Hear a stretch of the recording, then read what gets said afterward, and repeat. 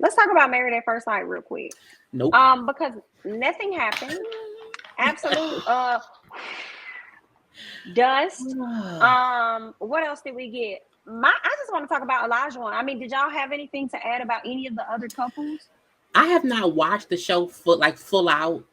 I have not reviewed the show for 3 weeks. And when I say no one has asked where my review at, and usually if I'm a day late, they like where.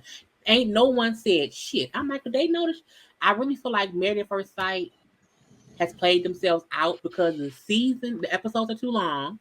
Yep. And the couples, because they put so much bullshit in it. I know Jamie said earlier, the first hour be so boring. By hour 2, you looking like, Yep. So I watched a little bit of it, but I was like, it's like the same thing happened every episode. Even if it's just a new argument, it's about the same thing. Yep. Question. So this is what, season 14? Has it always been 2 hours? No, it used to be less couples. It used to be, I think, 3 couples. They took up to 4, now it's 5. The thing is, when it's 5 couples who like actually have stuff going on, the 2 hours makes sense because you're not getting such short amount of things. But you have now 4 couples, not 5, who I don't care about them going grocery shopping. I didn't when they showed them shopping for the house. I was the housewarming. I was like, I know how much carrots cost. Well, the experts used to come around more too. The experts used to be on like damn near every episode. So it would always be something. I love when they just hop in the confessional, but I need them to understand people's attention spans and where they were 5 years ago is not where it is today. So they need to get with the program. Like, y'all might as well make the after show an hour show and then make this episode an hour. Like, just do it like, because more people tune in to the after show than they probably do the whole show. So they need to get that together. It used to be an hour and a half. It used to be an hour and a half. And that was when they had either 3 or 4 couples. But I'm like, once they got to the 5 couples, like this, like last season with Chris, was Chris in them last season? Chris and Paige? Season before, like Zach was last season. Zach and These Michaela was last back to back. I feel like the past 2 seasons, the 2 hours wasn't that bad. The 2 hours, because usually it was still stuff happening. They either aggravated us or we was like, oh my, you know what I'm saying? And this, I'm never excited to watch it. And Snowfall come on, I watched Snowfall over this, but I never hear anybody like posting about it, like a big moment, and that usually what makes me want to go and watch it the following day. But I'm like, ain't nobody said nothing. And even though the big draw is Olajuwon and Katina, because it's abuse. I honestly, the past 3 episodes, his level of abuse has been so telling. So apparent, and I feel like they're catching on to that, because if y'all didn't watch the episode last night, let me go. Do not watch the episode, okay? Do not save your 2 hours, because I watched it once last night and I was like, dang, I ain't got no notes. Like, did I pay attention? And then I watched it again today and I didn't miss anything. So y'all, I watched 4 hours of the shit. And nothing happened. But he's abusing her. It's quite disgusting. He builds her up, tears her back down. He's been doing that since day one. He really wanted to create this false importance of like what a wife means to him. And she's the type of woman who likes to be validated. It's sad because she told us that she's been a victim of abuse.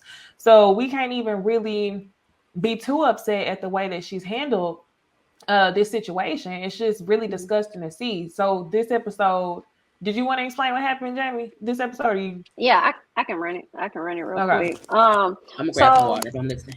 Primarily when we get to their segment, everybody is sitting around the couples. You know, the couples all together, they talking. Okay, they want to know some of the things they may have learned and liked or overcome with their relationships. Okay, now what's messed up is that Katina spoke very highly of Olajuwon and where they are in their relationship. When it's his turn, he is questioning whether or not, what did he say, this is going to be a relationship, or a friendship, or if this is a marriage or a friendship, just thoroughly embarrassing her. So at this point, he said he learned some things on the way over, which is a problem because she like, you learn things on the way over, but you ain't tell me. You wait till we get in front of the group to try and say that you learned some things on the way over here that got you feeling away. So now at this point, she's clearly embarrassed than a mother. Clearly embarrassed. Everybody just sitting over there just looking odd, trying to eat their food, but still listening to what's going on. Just sad, just embarrassing. And they kind of got into it a little bit, but they really got into it when they got home. He got mad because of an app that she had on her phone. Now, I kind of feel like I just felt like his approach to her was, to me, all wrong and extremely aggressive. And what I hated the most was seeing the slight smile on his face. For me, that made me think that he was doing this on purpose to her, and he enjoyed it. And I said, I see you, Elijah. Yeah. You over here creating an issue.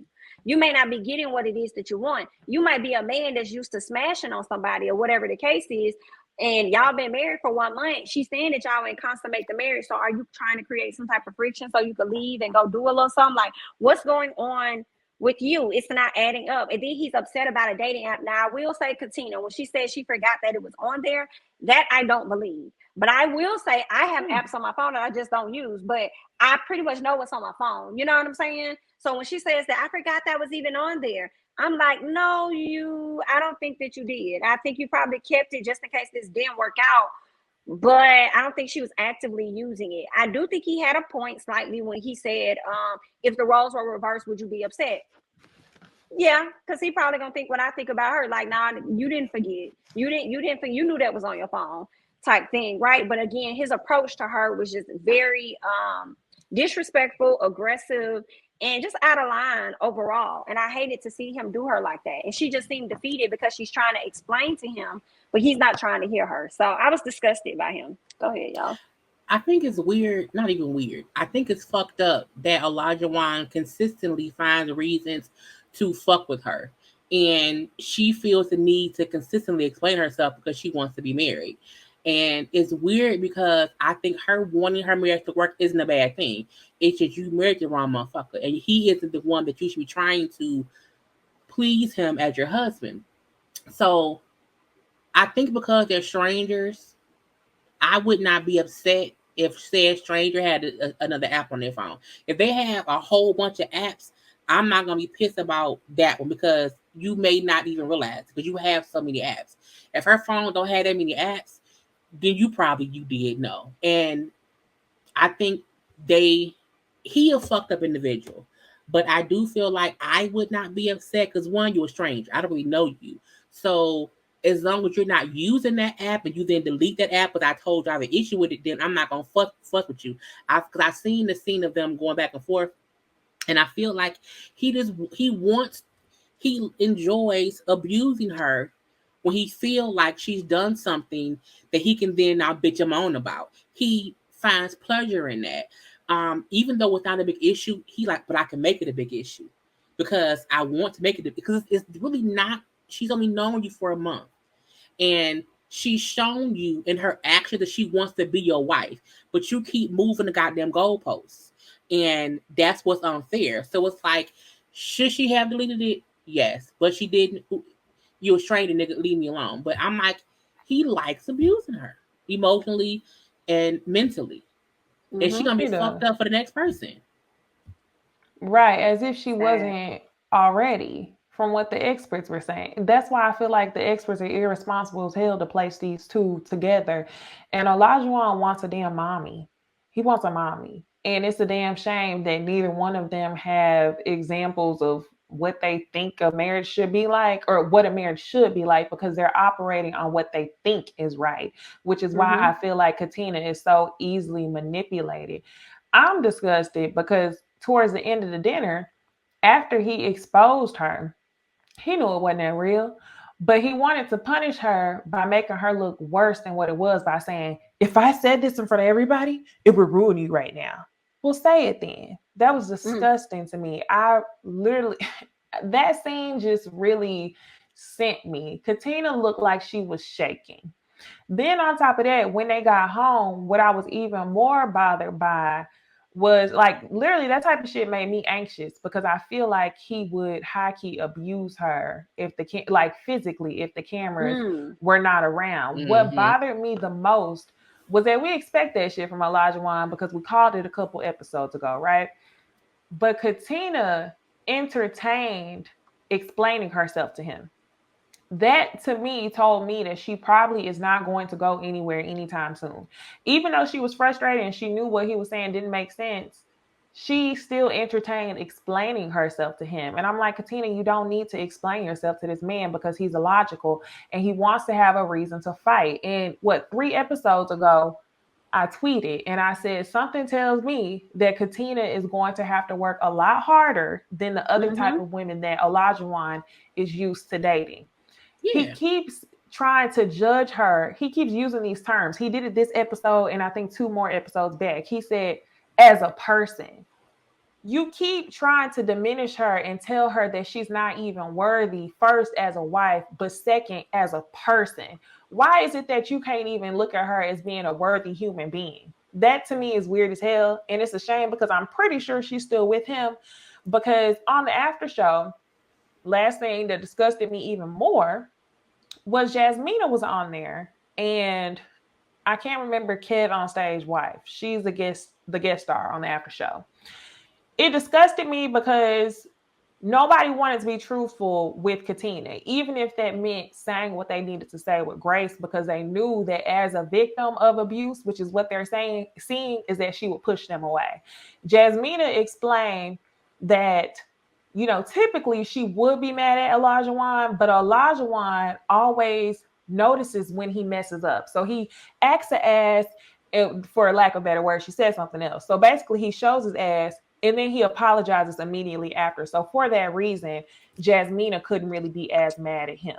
Melissa says that, it was a lot of things, but she was rooting for them. And I'm just like, this is abuse. This is why people don't want to watch this shit for 2 hours, 3 episodes in a row. And we're seeing her being mentally manipulated when y'all knew it was a damn risk flight for you to put her with this man. I think sometimes the way they word stuff on the after show was to not give away too much for finale and decision day stuff. So sometimes I do think it'd be smoke and mirrors. Because some people who we assume is still together, they don't be. And I'm like, oh, okay. But we see things that we think is one way, it's the other. But I do feel like everyone is fully aware Katina's on a goddamn road to disaster with that man. And I do also think it's weird because when we see when they have the little before, like when they talk, like it was like the before shit that we hate watching or whatever, and they interviewing the people. I don't think Olajuwon was this bad. I think it got worse and worse and worse. I'm like, he a slut, but he not gonna be like he not gonna be like emotionally abusive to the girl. I'm like, he may cheat on her, but I do think liked him for an episode. Right. I don't think the experts were wrong for placing them together. I think it's a powder keg that's gonna explode because even how they brought up how Olajuwon never said his biggest thing was a wife who can cook and clean. Nigga, you didn't tell me that.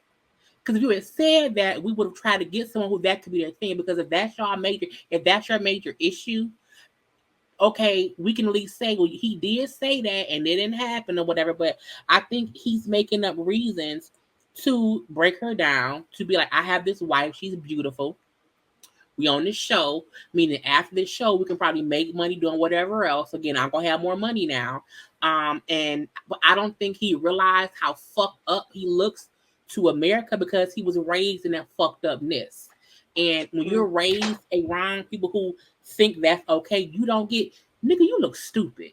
And you think you're gonna be good after the show, and you're not. And every season, there's one person who thinks there, ain't no issue with what I'm doing. And then we let them know, no, we have every issue with you on this earth. So I want him, this gonna sound fucked up. I want him to keep doing what he's doing to ruin his life for a while. Like I don't want her to have to go through this, but this will also make her realize what not to put up with next time.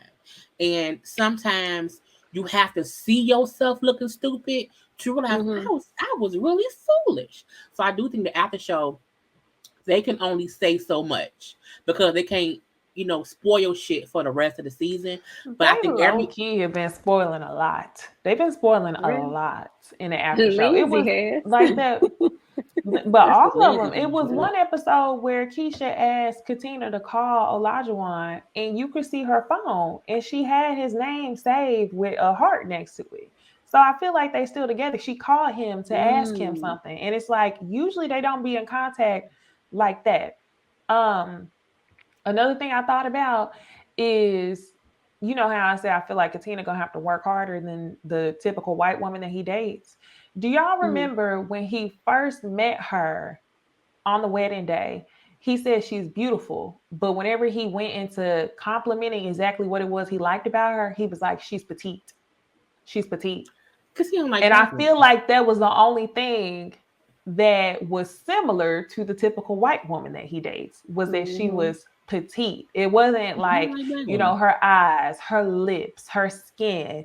It was, she's beautiful, she's petite. Like I asked in my comments, I was like, do men typically say, like, I don't hear men go crazy over, oh, she's petite. I hear them say, oh, she's thick.